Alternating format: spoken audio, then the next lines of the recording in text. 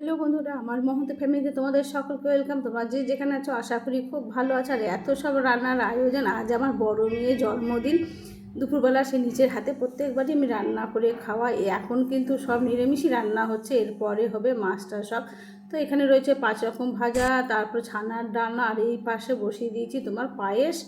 আর এইদিকে দেখছো তো সব ডেকোরেশন শুরু হয়ে গেছে, সবাই ব্যস্ত যে যার মতন, আমি আমার মতন ব্যস্ত। আর একটুখানি টিফিন খাওয়া দিলাম ঘুগনি, ওরা খুব কাজ করে ব্যস্ত হয়ে গেছে তো তার জন্যই। আর চলো দেখি কী কী আছে আর আয়োজন। এখানে সব রেডি করে রেখেছি, সবজিপত্র সব আসলে রান্না।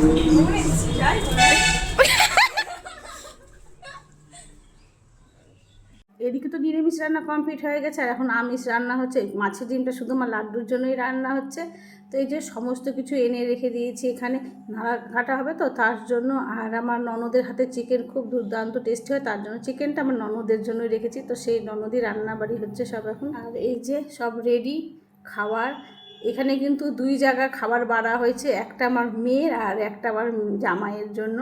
তো মেয়ের আইটেমটা একটু বেশি, জামাইয়ের আইটেমটা একটু কম, কারণ ও সব কিছু খায় না। তো এখন আশীর্বাদ হবে।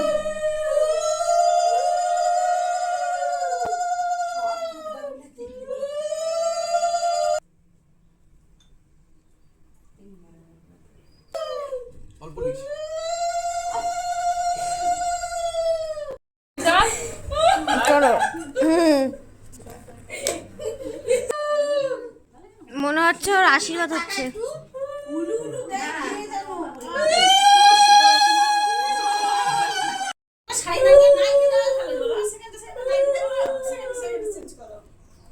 আমার শাশুড়ি তো প্রথম নাতনি জামাই, আমাদের বাড়ির প্রথম। তো মেয়েকে করা হচ্ছে আশীর্বাদ, খাওয়ানো, আর জামাইকে খাওয়ানো হবে না, তার জন্য আমার শাশুড়ি তো খুব আনন্দ করে খাওয়ালো।